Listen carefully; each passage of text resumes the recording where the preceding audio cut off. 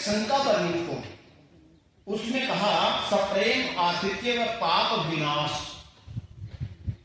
सप्रेम से जब अतिथि को आप भोजन करते हैं तो पाप का क्या होता है? समापन होता है, नाश होता है। लेकिन कुछ ऐसे विद्वान हुए आदरणीय बहन जी, जिन्होंने वेद की मंत्रों की व्याख्या की, उस व्याख्या में अर्थ का अनर्थ किया। जैसे मैं उदाहरण आपको देता हूं, आप समझने का प्रयत्न करें। जैसे आप यजुर्वेद में चले जाओ और यजुर्वेद के पहले मंत्र को जब उठा करके देखिए, उसकी अंतिम पंक्ति है पशून पाही। पशून पाही मतलब हुआ पशुओं की रक्षा करो। अच्छा, अपने मन के अंदर आप देखो, आपका मन कभी कहता है कि पशुओं की रक्षा न करो, वेद भी ना पढ़ो, पुस्तक शास्त्र मत पढ़ो, लेकिन अपने आप से पूछो, आपका मन करता है कि हम किसी पशु को काटे पीटे? नहीं करता ना, अंदर से आवाज आती है क्योंकि ये भगवान की आवाज है। तो यजुर्वेद कर्म का विषय है और यजुर्वेद के पहले अध्याय के अंतिम सूक्त में ये लिखा है कि पशुन पाही, पशुओं की रक्षा हो, पशुओं की रक्षा करें। अब महाभारत के बाद जब विद्वान समाप्त हो गए, एक समय ऐसा आया आदरणीयों, एक समय ऐसा आया महाभारत में विद्वान, बलवान, गुरु, आचार्य, ये सारे के सारे यही लड़े थे। उसमें आम लोगों का कुछ नहीं बिगड़ा। आम लोग तो लड़ाई का वो दूर थे क्योंकि आपसी विवाद था भाई भाई का। तो वही सेना के साथ में गुट बना करके लड़े और सारे विद्वान समाप्त हो गए, सारे बलवान समाप्त हो गए। तो वर्ण संकरता फैल गई, जातियां प्रारंभ हो गई और जब ज्ञान समाप्त हो गया और ये वेद आदि को धीरे धीरे धीरे धीरे करके चला दिया, तो कुछ लोग आए, उन कुछ लोगों ने फिर जिसमें महिधर, सायण जैसे व्यक्ति आए, उन्होंने जब वेद को उठा करके देखा, व्याकरण नहीं रही, तो उन्होंने व्याकरण इस मंत्र का जो अर्थ करना शुरू किया तो मन घड़ंत अर्थ कर दिया है। मन घड़ंत कर देना, जैसे चत्वारि श्रृंगा। देखो भाई, एक व्यक्ति था, उसको 4 सींग थे, आकाश में मधुमक्खी उड़ती जा रही थी, मधु का नाम आ गया तो मक्खी जोड़ दी। तो ऐसे अनर्गल बात लोगों ने की है। तो एक मंत्र में इसीलिए ये कहा कि जब हम ये यज्ञ करें, गोमेध यज्ञ होता है, एक पुत्रेष्टि यज्ञ होता है, एक वृष्टि यज्ञ होता है, एक नरमेध यज्ञ होता है, अनेक प्रकार की यज्ञों का प्रकरण हमारे साहित्य में वैदिक साहित्य में मिलता है। जब गोमेध का नाम आया तो उन्होंने गौ के मांस की आहुति देनी प्रारंभ कर दी। नरमेध नाम आया तो मनुष्य के मांस की आहुति देनी प्रारंभ कर दी। आपने देखा अभी भी बलि प्रथा बहुत थी।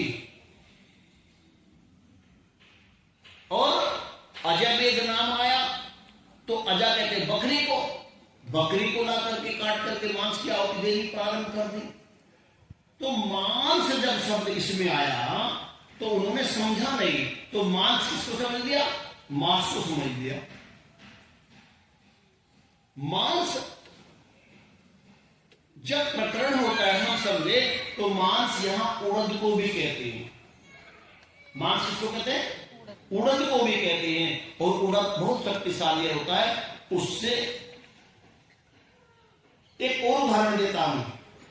एक शब्द है घृत मांसम। घृत मांसम, तो हमने क्या समझ लिया? हमने घृत का मांस। लोग करते हैं कि दूध कहां से पैदा हो रहा है? कि मांस से। किसके? पशु के। तो हम भी क्या करें? तुम भी क्या खा रहे हो? दूध के रूप में मांस खा रहे हो। ये लोग उदाहरण देते हैं, जबकि मांस का और घृत का कोई संबंध नहीं होते, प्रक्रिया है। दूध देने से, अच्छा जिसका आप मांस खाओगे उस पशु को हानि होगी कि लाभ होगा? गाय का दूध जब आप निकालते हैं, गाय को हानि होती है, प्रसन्नता होती है? और ना निकाले तो भूखी होगी ना होगी, और मांस काटे किसी का तो कहा इसमें घृत मांसम, इसमें कहा घृतम जमा अंशम, घृतम जमा अंशम, घृत का जो है अंश उसको कहते घृता, उसको कहते घृत मांसम। लेकिन इसका जब संधि विच्छेद नहीं किया उन्होंने समझा घृत का मांस, घृत का मांस, घृत का मांस है पशु, और इस शब्द क्या है घृत का अंश। जैसे शिवालय है, शिव जमा आलय, शिव का घर, आलय कहते हैं घर को। तो इसी प्रकार से वो यही पूछ रही थी कि उसमें लिखा था कि अतिथियों को क्या खिलाना चाहिए, मांस। हम हमारे घर में कोई अतिथि आ जाए तो क्या खिलाना चाहिए, उसको मांस खिलाना चाहिए। क्या ये वेद में ठीक है? ये उन लोगों ने अर्थ किए जिन्होंने वेदों को पढ़ा नहीं। मैधर और सायन जैसे व्यक्ति ने जब उसके अर्थ किए तो अनर्थ कर दिया। तो देन है श्री ऋषि दयानंद की, जो उन्होंने समाधि अवस्था में बैठ करके हर वेद के मंत्र का अर्थ भौतिक, आध्यात्मिक और वैज्ञानिक तरीके से किया। वही मंत्र जब हम पढ़ रहे हैं उसका अर्थ ये नहीं, उसका अर्थ केवल ये है कि यह एवं विद्वान जो इस प्रकार ब्रह्मज्ञानी है, जो ब्रह्मज्ञानी है वह विषन्न अस्मियान, किसी के प्रति द्वेष करता हुआ न खाए। जब हम खाना खाते हैं तो खाना खाते समय हम किसी से द्वेष न करें। भाई कई बार हो जा, शंका के पात्र संदेहास्पद जिस स्थिति में विचार हो ऐसे घर का भी भोजन न करें। लेकिन मीमांसा को उन्होंने क्या किया, मांस समझ लिया, और मांस समझ करके अर्थ तो यह कि भोजन न करे, उन्होंने कहा कि ऐसी अतिथि को भोजन करावे। उनका विचार तो वही था उस समय। अब ये जितने अंडे मांस खाने वाले हैं तो घिया में और मछली में कोई फर्क थोड़ी करते हैं। इनकी बुद्धि तो बिल्कुल सेट हो रखी है, वही सेट हो रही। और फिर ये भी कहें अगर मछली ना हो, मांस ना हो तो सारी दुनिया भूखी मर जाएगी, तब ठेका ले रखा है सारी दुनिया का। क्यों जी?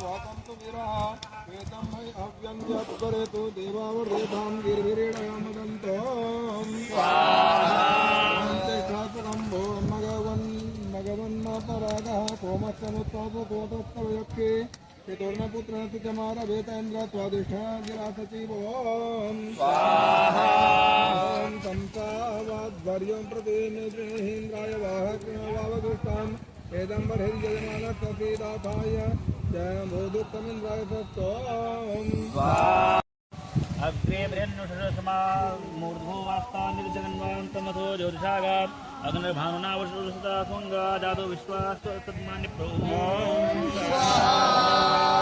ओम जातो गर्भवती रोदस्यो रग्ने जागरुविवृतौषधीषु पुत्राशुषु परितवांस्य उत्तन्न त्यक्तून् प्रमातृभ्यो अधिकनिकरदद्भू। दावानल की जो अग्नि होती है वो बहुत ही व्यापक होती है, वो बहुत ही विशाल होती है, और उसको नियंत्रित करने के दो ही प्रयास हैं, दो ही उपाय हैं। वो क्या है पहला उपाय तो ये है, क्योंकि जो दावानल अग्नि है वो हरे भरे जंगलों को भी मतलब भस्म कर देती है। और जो मानवीय प्रयास हैं, सरकार के द्वारा जो प्रयास किए जाते हैं, उन प्रयासों से उसे नियंत्रित करना कहीं ना कहीं मैं समझता हूँ कि बहुत मुश्किल होता है। संभव तो नहीं कहा जा सकता, लेकिन अत्यंत मुश्किल होता है।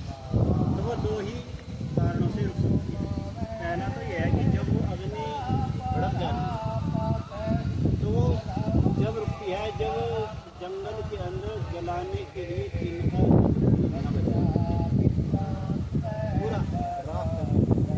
और दूसरा उपाय ये है कि प्रभु कृपा से घटाएं करके, और वर्षा ही नहीं, अभी तो मूसलाधार वर्षा यदि हो जाए, यही तो ऐसी अवस्था है। राजामृतेन लोभस्ताम् पुरोर्वरीयो वरुणस्ते प्रणोतो जयन्तं त्वामेव वदन्तु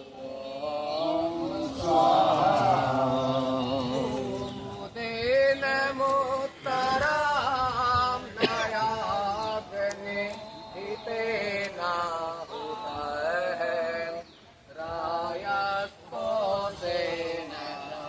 प्रियः प्रजया च बहुं कृदेहि ॐ स्वाहा।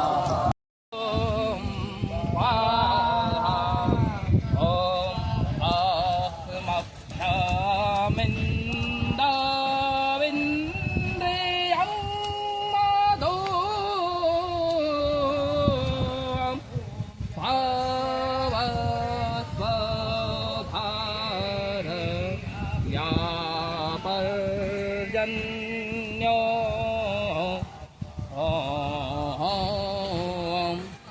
श्रेष्ठे मां हिवो